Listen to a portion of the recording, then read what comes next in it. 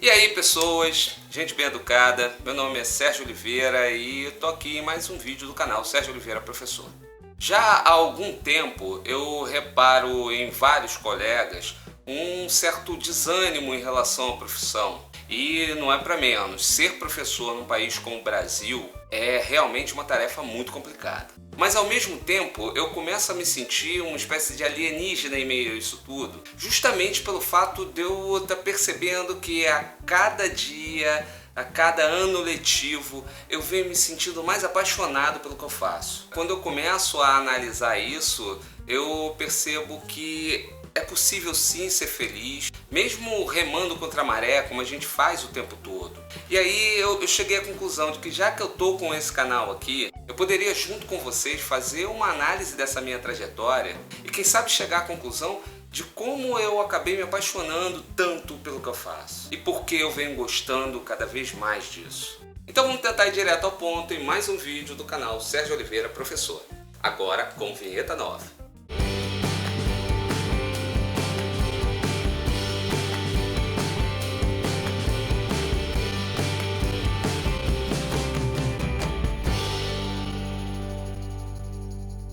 Eu quero começar a tratar desse assunto da mesma forma que eu trato tantos outros, com uma pergunta.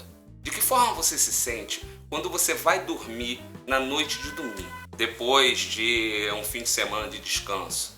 Quer dizer, para nós professores nem sempre o fim de semana é de descanso, né? Muitas vezes a gente consegue sair com os amigos, vai à praia, faz um passeio, mas em determinados períodos do ano não tem jeito. O máximo que a gente consegue é levar uma pasta de provas até a praia para tentar corrigir caso o vento permita. Mas voltando à nossa questão, caso o seu pensamento nessas situações seja algo do tipo: ah, meu Deus, vai começar tudo de novo. Ai, que saco, fim de semana acabou. É bem provável que a sua relação com aquilo que você faz para viver não seja muito positiva. Isso não significa que o professor feliz é aquele que fica ansioso para o fim de semana acabar logo para que ele possa voltar para a escola na segunda-feira. Isso a gente só faz quando é estudante e está apaixonado por alguma coleguinha da escola. Porém, se para você a volta ao ritmo de trabalho semanal não representa um sacrifício, um sofrimento, nós já temos aí um bom indício de que você fez a escolha certa para a sua vida. Ou no mínimo que você está conseguindo se adaptar bem a isso. Aliás, lembrando de Darwin, né? O segredo da sobrevivência é a adaptação. Deixa eu fazer uma analogia aqui que pode parecer meio grosseira ou mesmo imprecisa, mas o que será que os casamentos entre pessoas de personalidades muito diferentes podem dar certo? Falo isso por experiência própria. Poucas coisas são tão nítidas quanto as diferenças de personalidade entre mim e a minha esposa. Mesmo assim, a gente está num relacionamento de 17 anos que se torna cada vez mais firme.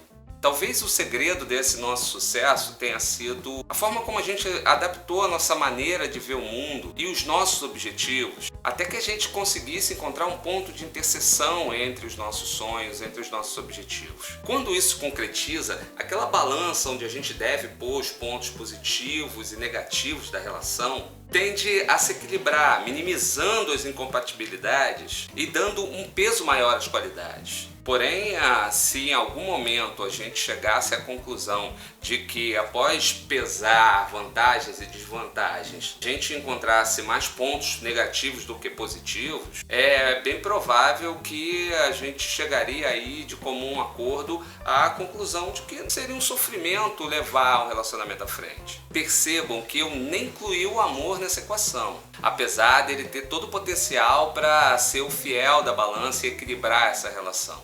Mas a grande verdade é que quando a gente encontra muitos pontos negativos numa relação, nem o amor sobrevive a isso. Tá, e qual a relação entre isso e a escolha de uma profissão? Nesse caso, a necessidade dessa reflexão, dessa balança entre pontos positivos e negativos pode ser a mesma de um casamento. Afinal de contas, a gente está falando de duas coisas que se propõem a ser para o resto da vida. Então, como é que a gente consegue pesar prós e contras dessa nossa profissão, com tantos problemas que a gente enfrenta o tempo todo? Como encontrar mais aspectos positivos do que negativos? nós somos mal pagos, obrigados a trabalhar em mais de um emprego. Muitas vezes nossos chefes imediatos não nos respeitam, nossos empregadores muitas vezes também não. A nossa clientela cada vez menos interessada e muitos pais nos vendo como inimigos, como se a gente saísse de casa planejando de que forma nós vamos prejudicar a vida dos seus filhos. Quando agimos com firmeza, somos ameaçados de processo. E quando somos complacentes, somos considerados frouxos demais.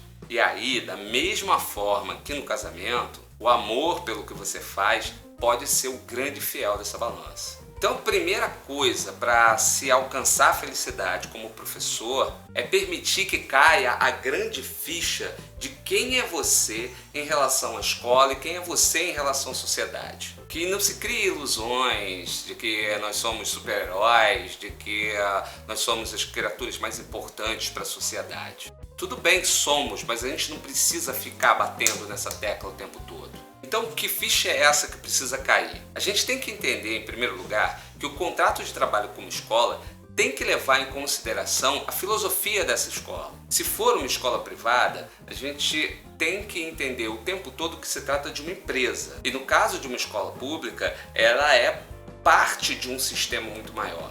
E é aí que a gente não pode se iludir e achar que nós, individualmente, somos maiores do que uma empresa ou maiores do que um sistema. Por mais que o seu coordenador, por mais que o diretor pedagógico ou o mantenedor de uma escola privada seja seu amigo, a sobrevivência da escola como empresa está acima de qualquer coisa.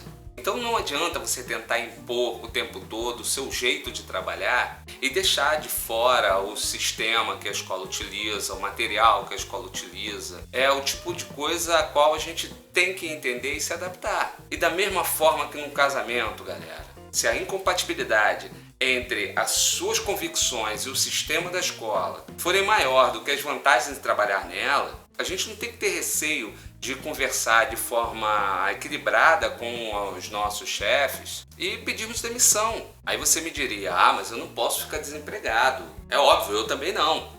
Porém, eu fiz uma escolha de ser feliz com aquilo que eu faço. E foram incontáveis as vezes em que eu pedi demissão por não estar satisfeito com o pensamento da escola, com a filosofia da escola, com o sistema da escola. Foram algumas vezes em que eu pedi exoneração do serviço público e fiz um novo concurso. Aliás, quando eu penso nisso, é inevitável que eu lembre da figura do meu pai. Meu pai era um médico ortopedista, tinha mais de um emprego, se deslocava de um local de trabalho para outro, não era rico e ralava bastante para garantir sustento e para garantir a educação de 3 filhos. E eu me lembro muito bem de algo que ele me disse quando eu anunciei que tinha passado para a Faculdade de Formação de Professores da Universidade do Estado do Rio de Janeiro. Ele me disse que a medicina e o magistério têm algumas características semelhantes. Que a gente pode trabalhar em mais de um lugar, de que a gente pode fazer mais de um concurso público